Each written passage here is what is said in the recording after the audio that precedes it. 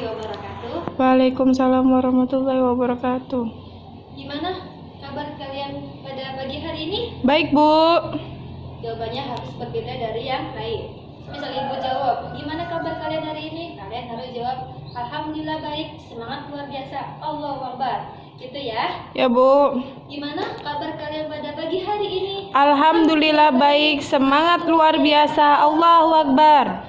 Nah, sebelum Ibu memasuki materi, alangkah baiknya kita berdoa terlebih dahulu menurut agama dan kepercayaan masing-masing. Berdoa dipersilakan.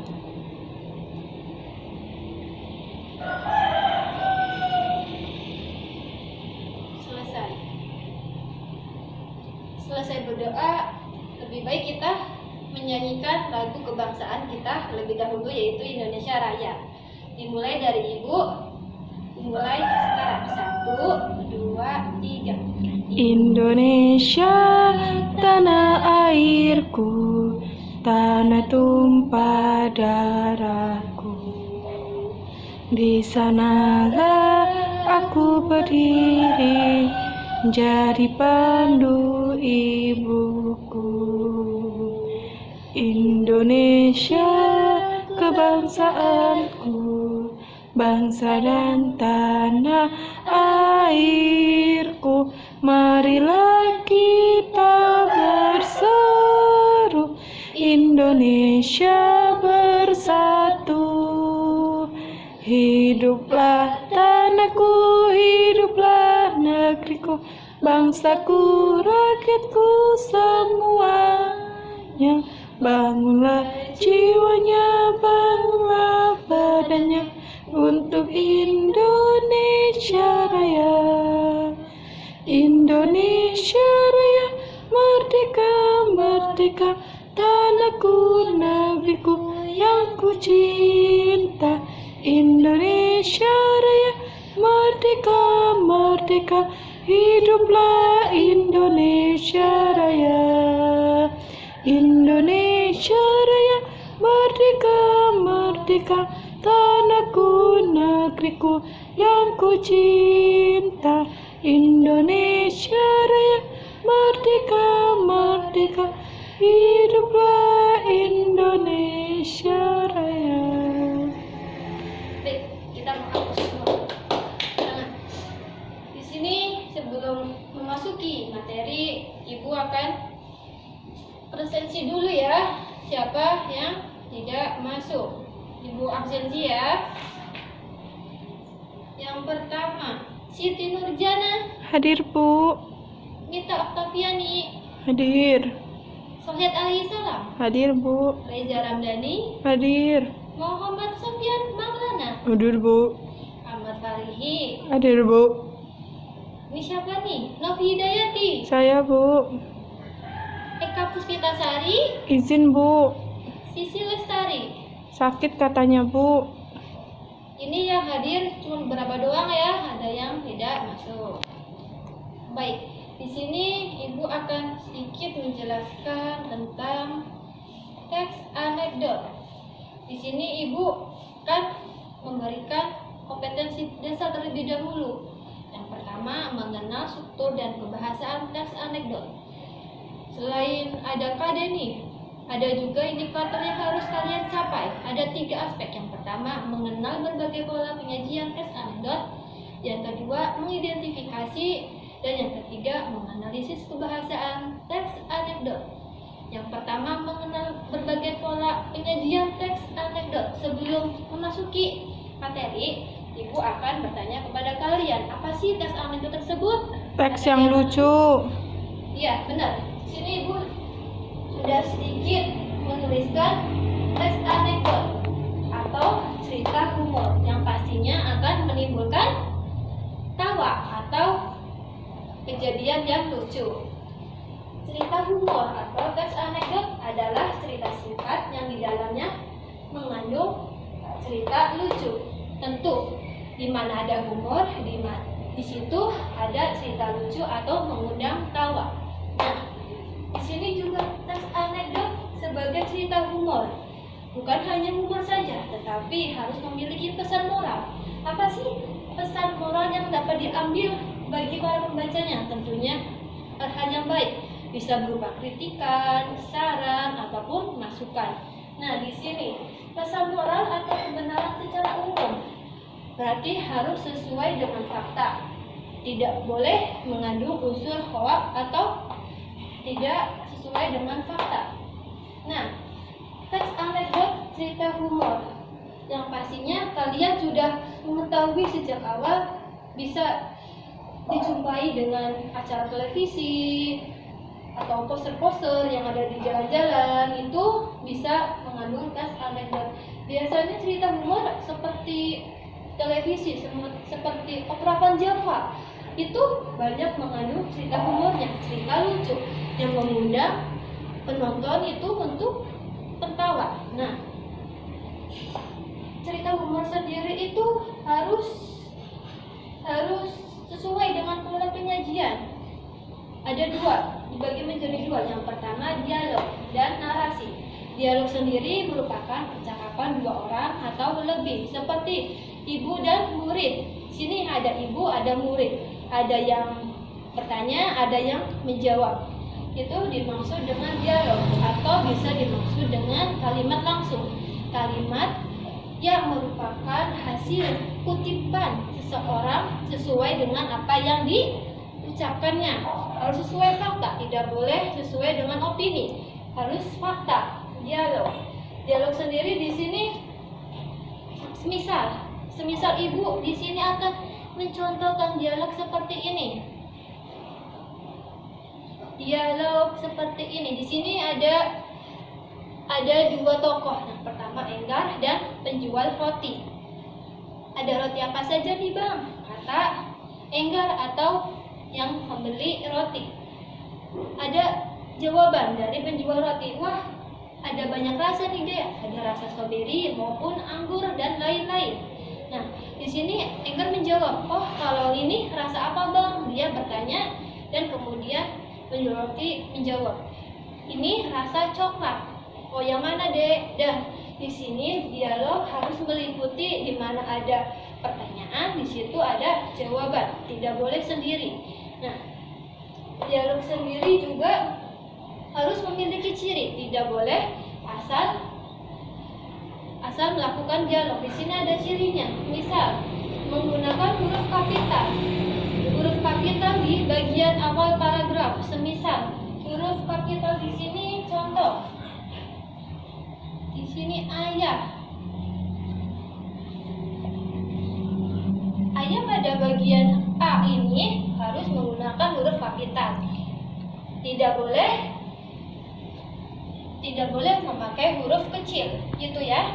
Nah, selain itu juga di sini ada tanda koma, memisahkan antara kalimat kutipan dengan kalimat pengiring. Misal di sini ayah bertanya kepada anaknya, ayah, nak, apakah kamu sudah makan? Nah, di sini nak, koma, apakah kamu sudah makan? Di sini mengandung memisahkan kalimat ketikan dengan kalimat pengiring, sehingga akan menimbulkan intonasi yang lebih jelas lagi. Yang selanjutnya ditandai dengan petik dua pada awal dan akhir paragraf atau ketikan. Nah, di sini harus menggunakan tanda petik dua. Nih, contoh. Misal ya di sini. Misal ayah titik dua petik. Nah, di sini harus menggunakan tanda petikan di awal dan di akhir. Selain tanda ketik juga harus tanda titik dua pada bagian depan kalimat ini. Dialog. Sebelum ayah harus menggunakan sesudah ayah harus menggunakan titik dua. Begitu ya anak-anak. Nah, selain tanda titik dua harus menekankan intonasi. Dialog harus menggunakan intonasi yang jelas. Tidak boleh istilahnya tuh kayak mengeriang-riang, apa itu namanya istilahnya, itu harus sesuai dengan intonasi atau tekanan nada. Di sini sudah jelas, nak kamu sudah makan. notasinya harus jelas atau intonasinya. Nah, selain di sini juga dialog harus memperhatikan unsur-unsurnya di sini. Harus memiliki berbagai ciri, tidak boleh ngasal menulis dialog. Nah, selain dialog juga di sini Ibu akan menjelaskan narasi. Narasi di sini pengembangan paragraf dalam sebuah tulisan. Nah, pada dialog tersebut, pada contoh dialog tersebut, kalian mengubah dialog tersebut, mengubah dengan apa ini? Dengan pengembangan paragraf. Misal, ini cuman hanya ayah nih. Sebelum ayah harus ditandai dengan misal. Pada suatu pagi, ayah dan anak sedang sarapan dan mereka melakukan berbincang-bincang. Itu merupakan narasi. Sampai sini sudah jelas? Jelas, Bu. Baik. Di sini Ibu akan menekankan kembali mengenal berbagai pola penyajian teks anekdot dibagi menjadi dua. Yang pertama dialog dan narasi.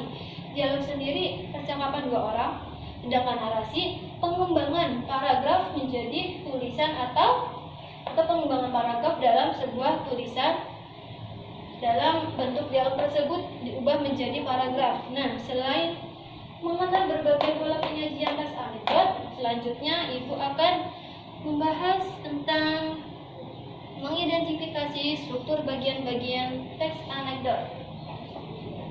Ibu harus lebih dahulu ya. Iya, Bu. Dan di sini juga teks anekdot itu bisa meliputi tentang politik, ilmu sosial, kemasyarakatan, bisa. Nah, kalian bisa menjumpai teks anekdot tersebut bisa di pamflet atau di koran-koran yang mengandung cerita lucu. Yang kedua, mengidentifikasi struktur bagian-bagian.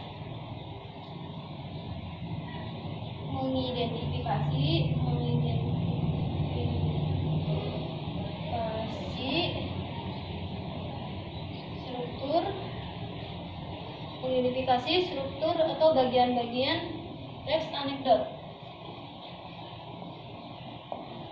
Bagian teks anekdot. Nah,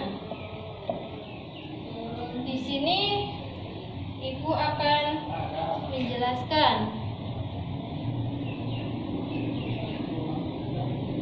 ada abstrak. Di sini ada abstrak. Yang pertama abstrak. Yang kedua apa? Ada yang tahu? Tidak. Yang kedua adalah orientasi. Yang ketiga apa? Yang ketiga krisis atau kritis. Dan yang keempat itu reaksi. Dan yang kelima adalah koda atau penutup.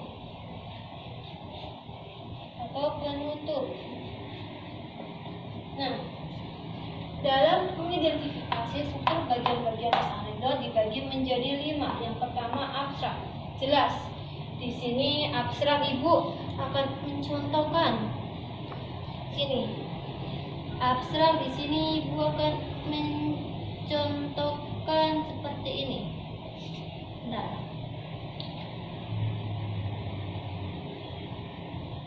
abstrak. Nah, di sini. Di sini contohnya berjudul Kesetrika. Ibu akan membacakan teks untuk mengidentifikasi struktur bagian-bagian teks anekdot. Ibu akan membacakan terlebih dahulu contohnya.